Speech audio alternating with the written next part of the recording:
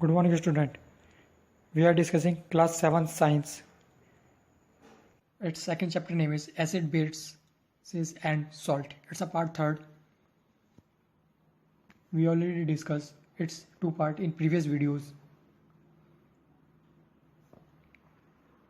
In this video, we are discussing about neutralization in everyday life and acid rain. So let us start. Its first topic, neutralization in everyday life. In this topic, we discuss about indigestion, insect bite, soil treatment, factory waste, and bruising teeth.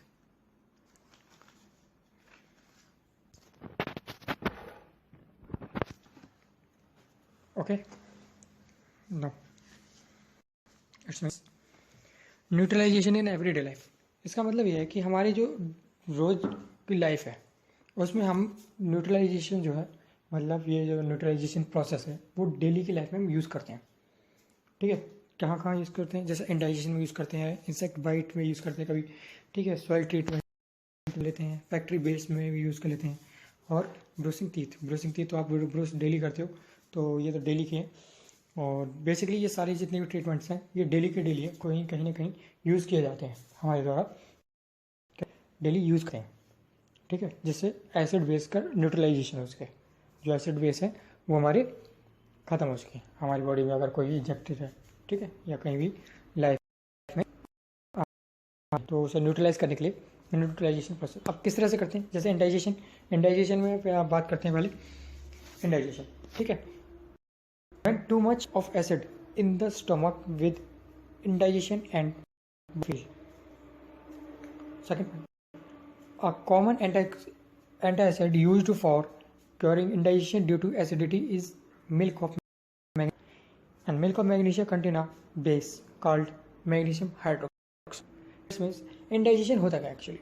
Indigestion होता है कि जैसे कि हम लोग जानते हैं कि हमारे स्टोमक में एक एसिड बनता है, ठीक है, सिगरेट होता है जिसका नाम है हाइड्रोक्लोरिक एसिड।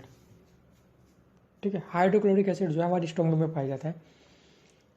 जब ये लार्ज अमाउंट में इंडाइजेशन की वजह से हम ज़्यादा खाना खा लें, ओवर फूडिंग की वजह से क्या होता है कि जो डाइजेशन होता है आपका, हाइड्रोक्लोरिक एसिड जो है वो ज़्यादा हो जाता है।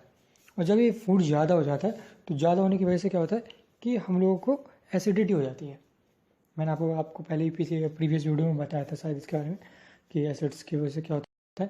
तो ज़्यादा होने की वजह से क्या होता है कि हमें एक टाइप का जलन, बर्निंग से पेन होने लगता है, स्टमक पेन हो जाता है। ठीक है, तो एक एसिड यूज़ करते हैं जिसका नाम है मिल्क ऑफ मैग्नीशिया। मैग्नीशिया क्या है? ये एक बेस है जो एसिड को कम करने में मतलब न्यूट्रलाइज करने में मदद करता है। मिल्क ऑफ मैग्नीशिया में जो है वो मैग्नीशियम हाइड्रोक्साइड का वो है सॉल्यूट, जिसमें मैग्नीशियम हाइड्रोक्साइड पाई जाती है। और ये इसकी वजह से क्या होता है कि जब हम किसी भी पर्सन को जिसको एसिडिटी हो रही हो, ठीक है, स्टमक पेन हो रहा हो, उसको मिल्क ऑफ मैग्नीशिया या मैग्नीशियम हाइड्रोक्साइड की वो टैबलेट या उसका घोल दे देते हैं, तो क्या होता है कि उसमें उस पर्सन को जो एसिडिटी हो रही थी वो न्यूट्रल ख़त्म हो जाती है। क्यों हो जाती है? क्योंकि एसिड जो है बेस के साथ रिएक्ट करके क्या करता है, सॉल्ट बना देता है, और सॉल्ट क्या है? एक न्यूट्रल सब्सटेंस है। ठीक है, तो इसलिए ये एंटासिड हम यूज़ करते हैं। ठीक है, ये होता है आपका इंडाइजेशन के प्रोसेस में। अब बात करें अगर हम इंसेक्ट बाइट्स में, तो insect bite when an ant or bee sting formic acid is injected into the body when causes itching. To get relief from irritation, baking soda paste या सोडियम हाइड्रोक्साइड कार्बोनेट और calamine lotion zinc carbonate is applied on the skin over the sting area. It's means insect bite. ये तो आप bite से, insect bite मतलब जब आपको कोई कीड़ा काट ले, जैसे तो आपने देखा होगा हनी बी है, ठीक है, ये आंट है, ये कभी कभी काट लेते हैं, तो जिसकी वजह से क्या होता है कि हमारी बॉडी में ईचिंग होनी स्टार्ट हो जाती है। देखा होगा जाने भी या बी कोई भी बी आपको काट ले, ठीक है, या आंट काट लेता है, ठीक है, तो उसकी वजह से क्या हो जाता है कि हमारे जो बॉडी में एक एसिड बन जाता है, फॉर्मिक एसिड, उस पार्ट पे, और ईचिंग होनी स्टार्ट हो जाती है, स्वेलिंग हो जाती है। आपने देखा होगा कभी आपको बीक लेते तो काफ़ी लोगों के सूज जाता है, ठीक है, स्वेल हो जाता है वो एरिया। तो उसका क्या है, क्योंकि उसमें फॉर्मिक एसिड बन जाता है। फॉर्मिक एसिड बनने की वजह से क्या होता है कि फॉर्मिक एसिड जो है एक हाईली टॉक्सिक एसिड है, ठीक है, जहरीला एसिड है जो हमारी बॉडी के अंदर बन जाता है, और मोस्टली उसी एरिया पे ज़्यादा बनता है जिस एरिया पे बाइट करा जाता है, उसके आसपास एरिया में, ठीक है। तो ये उसमें ईचिंग करना स्टार्ट हो जाती है। अब इरिटेशन क्या होता है कि उसकी वजह से इरिटेशन स्टार्ट हो जाती है हम लोगों को। बेकिंग सोडा जो पेस्ट जो है, जो बेकिंग सोडा है, जैसे सोडियम हाइड्रोजन कार्बोनेट है, ठीक है। तो बेकिंग सोडा क्या होता है कि सोडियम हाइड्रोजन कार्बोनेट होता है, जिसका कॉमन नेम बेकिंग सोडा है। इसको अगर उस जगह पे लगा दिया या कैलामाइन लोशन जो होता है जिंक कार्बोनेट का, उसको उस जगह जहाँ पे बाइट करा होता है, ठीक है, उस प्लेस पे अगर ये जाए तो क्या होता है कि ये, क्योंकि ये बेस है, बेकिंग सोडा बेस है, लोशन जो है ये बेस है, तो एसिड क्या हो गया, न्यूट्रलाइज हो जाएगा, और वो जो आपकी स्वेलिंग हो रखी है या जो हो रखी है आपको, ठीक है, वो कम हो जाएगी, ठीक है। क्योंकि एसिड्स और बेस जब एक दूसरे के साथ रिएक्ट करते हैं, वही सेम चीज़ कि एसिड बेस रिएक्ट करेंगे तो एक न्यूट्रल सब्सटेंस बना देंगे जिसका नाम है सॉल्ट। ओके, आ देखते हैं सॉइल ट्रीटमेंट। सॉइल ट्रीटमेंट भी ज़्यादातर जानते होंगे। सॉइल ट्रीटमेंट क्या होता है, एक्सेसिव यूज़ ऑफ फर्टिलाइजर, जब हम ज़्यादा से ज़्यादा यूज़ कर लेते हैं फर्टिलाइजर का, ठीक है, तो सॉइल जो है या तो एसिडिक हो जाती है, और प्लांट जो है वो ग्रो नहीं हो पाते। जब ज़्यादा एसिडिक हो जाती है क्योंकि फर्टिलाइज़र की वजह से, तो क्या होता है कि प्लांट्स ग्रो नहीं होते। तो इसके लिए हम क्या करते हैं, जब ज़्यादा एसिड हो जाती है, ज़्यादा एसिडिक हो जाती है सॉइल हमारी, तो इसके लिए हम एक क्विक लाइम, जैसे कैल्शियम ऑक्साइड या सिलेक्ट लाइम या कैल्शियम हाइड्रोक्साइड सॉइल में ऐड कर देते हैं, जिसकी वजह से क्या होती है कि वो सॉइल जो है न्यूट्रलाइज हो जाएगी, एसिडिक नेचर जो है उसका कम हो जाएगा, न्यूट्रलाइज हो जाएगा, ठीक है। इन केस अगर जो सॉइल है वो बेसिक हो जाए, बेसिक नेचर की हो जाए, ठीक है, तो उसमें हम एक मैटर है लाइक मैन्योर, ठीक है, मैन्योर को डाल देते हैं, जिसकी वजह से जो बेसिक सॉइल है वो आपकी, ठीक है, नॉर्मल हो जाएगी ऑर्गेनिक मैटर की वजह से। तो इस तरह से हम क्या करते हैं, सॉइल ट्रीटमेंट भी कर लेते हैं सॉइल को बचाने के लिए, न्यूट्रलाइज करने के लिए, या एसिडिटी ज़्यादा हो जाए, बेसिक ज़्यादा हो जाए, तो एसिडिक नेचर बन जाए सॉइल का या बेसिक नेचर बन जाए, तो जिसकी वजह से हम क्या कर सकते हैं, उसको सही कर सकते हैं, ठीक है ना। आगे बात करते हैं हम फैक्ट्री वेस्ट की।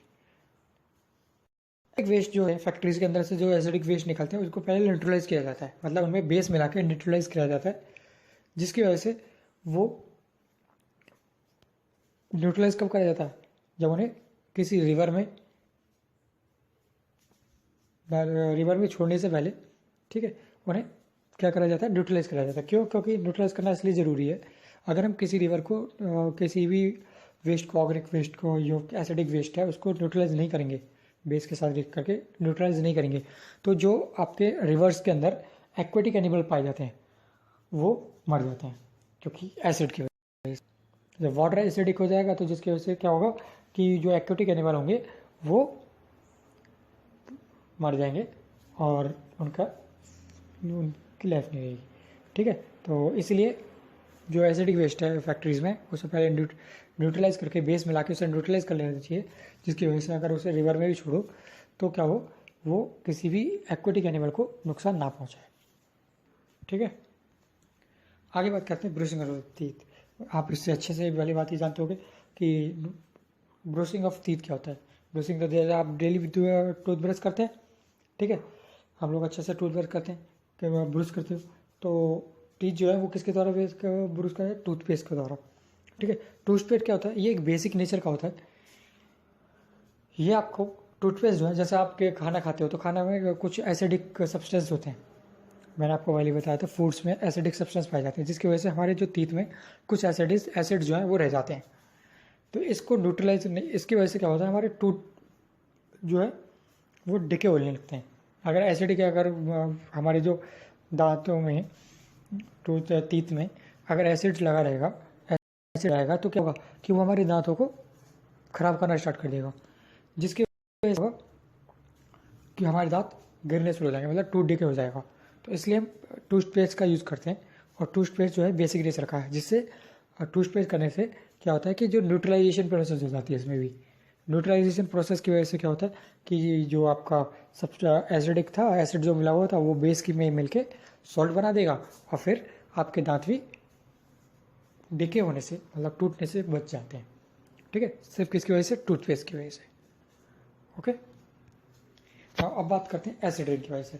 देखो एसिड रेन क्या होती है? एसिड रेन से ही आप समझ रहे होगे, जो रेन होती है उसमें एसिड सब्सटेंस पाई जाए। When the rain content excess of acid, मतलब जब रेन में क्या पाया जाए? एसिड्स की पाए जाते हैं।